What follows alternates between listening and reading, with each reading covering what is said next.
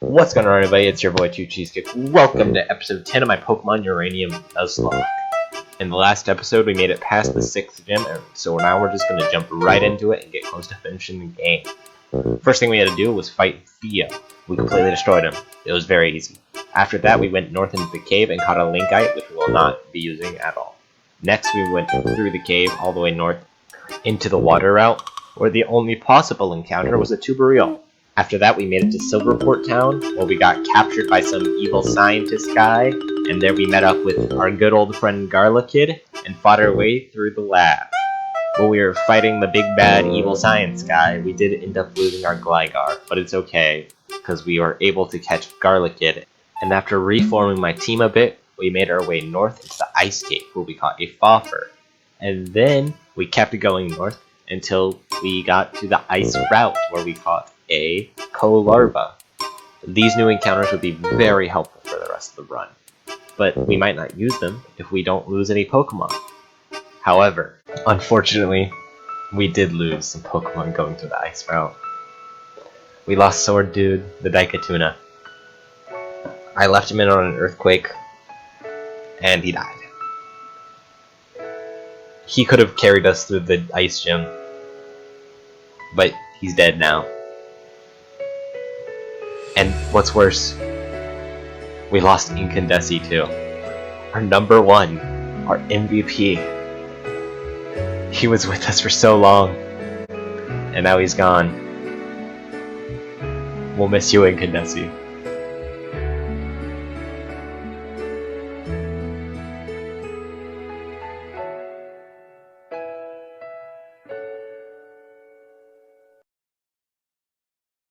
So we just lost two really powerful Pokemon, and so we needed to quickly find replacements. When we made it to town, we filled out new team slots and got back to grinding. And then our Jack Deary died, so we had to find a replacement.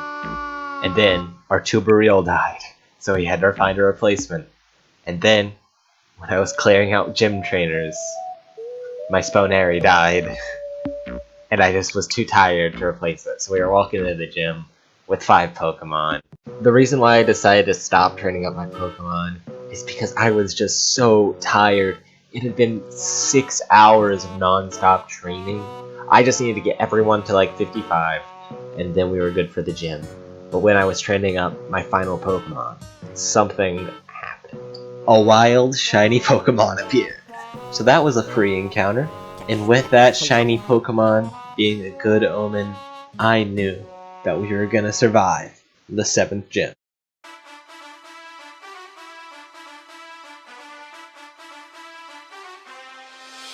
The 7th gym leader guards Mega Evolution, but the battle to get Mega Evolution is a double battle.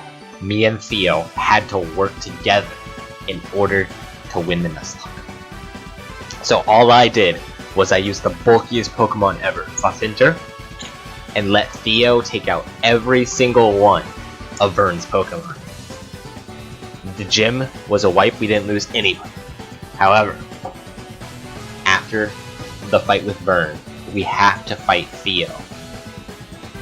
And this one would be a struggle. My Mega Infligita melted his Mega Metal Links, and then my Garlickid destroyed his Escartress. My Germafrost slammed into his little bird guy, and then Fafnir came in, killed 2 Pokemon in a row, and I thought he could maybe deal some damage to Nucleon, but he couldn't, and he died. But that's alright, because Infligita came in and finished the rest, and that is how we beat the 7th gym. After beating the 7th gym, Professor Bambo gave me the HM for Dot. I used that HM to grab a fossil that was hidden in a cave, and then I made my way back all the way to Venusaur City. From Venusaur City, we had to get to Tsukunami Village, so I surfed southeast and found a place to dive under the water. Under the water, I caught a Selkid, and then I found a secret little island where I was able to catch a Swabone. After that, we got stopped by pirates on our way to the village, but then our ninja gang showed up to protect us since we were the Hokage, and then we made our way to Tsukunami Village. After that, it was time for a long training session to get my team ready for the gym. I replaced Fafnir's team slot with the Puffluff that we got that was shiny.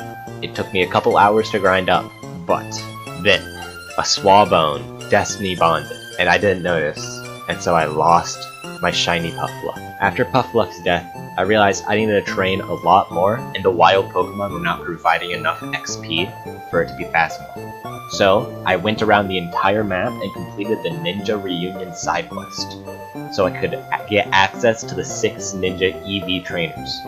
This would grant a lot of XP, and I was able to train up my Pokemon using that. The Ninja's Pokemon allowed me to quickly train up for the gym, and I was able to even pick the EVs I wanted to train. And with that, I had a strong enough team to go and fight the gym leader. The 8th gym leader is one of the most difficult in all of Pokemon Urayne. If you don't have a good team, it can be a run-in.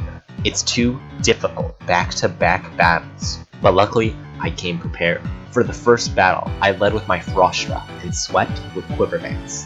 For the second battle, I started with Frostra but quickly swapped my Infligita and was able to sweep using a combo of priority moves. And just like that, we collected all 8 gym bags. After beating the 8th gym, another nuclear meltdown occurred.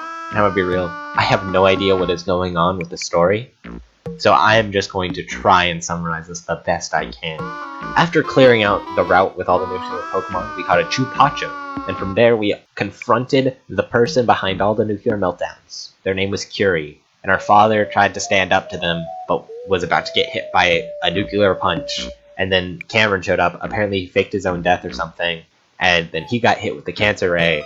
So we all went to the hospital or whatever, and we came up with a plan to sneak attack Curie at another nuclear power plant. In order for the sneak attack to be successful, I would have to come in prepared.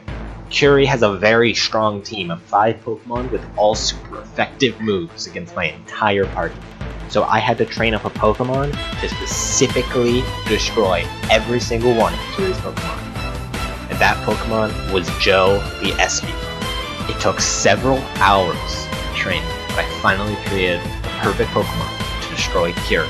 And all that was left was to perform the sneak attack. The fate of the region was in my hand, and the only partner I had was Thea, who immediately got captured by Curie, leaving it all up to me.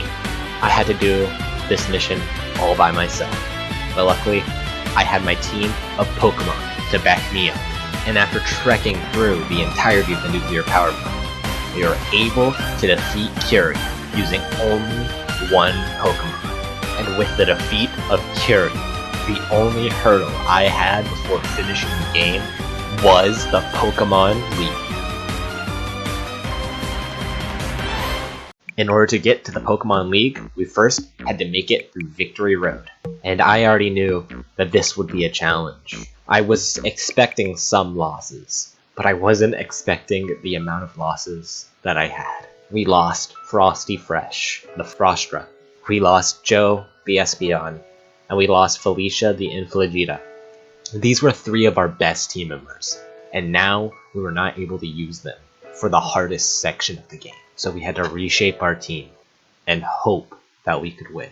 It took several hours of grinding, but we finally were able to assemble our final team.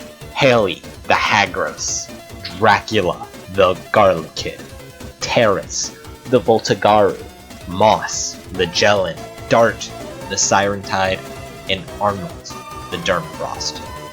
These 6 team members were our last hope of finishing the Nuzlocke. As I walked onto the stage for my first battle in the Tandor Championship, I had one plan. The equivalent of this game's champion battle is a very difficult fight, but I only needed 2 Pokemon to survive it, Terrace and Moss. So I fought through the Elite Four with that in mind. The first battle I lost nobody. Second battle I lost Haley. Third battle I lost Dart. And the 4th battle I lost Garlic. But it didn't matter. I had exactly what I needed to win the game. And this is it. This is the final battle. This decides whether or not the run is a success. And our opponent has been a rival since the beginning, Theo, except a nuclear Actin appeared, which is one of the legendary Pokemon of the region. So we had to quickly dispatch that, and we lost Arnold on the way. After purifying the Actin, The Acton requested to join our team, so with our new legendary Pokemon, beating Theo would be a breeze. Except Curie and our nuclear-type Pokemon, Urayne, showed up. And this is the true final boss of Pokemon Uranium. But luckily, I came prepared. I led off the battle with Acton, who's a Steel type, which is weak to Fire-type moves. I then swapped to Terrace, baiting an Overheat, which reduced the special attack of Urayne by 50%. I then Thunderbolted, taking about half of Urayne's HP, but then I lost Terrace, which is okay, because then all I had to do was swap into Moss, live a hit, and finish the game with one Thunderbolt. And just like that, I finished my Pokemon Uranium Nuzlocke. It was a difficult journey, but we got it done. And that's what matters. As for the story of Pokemon Uranium, apparently Curie was our mother, and that's all I remember. Because I didn't care about the story. I only cared about victory. And that is what we got here today. Thank you all so much for watching.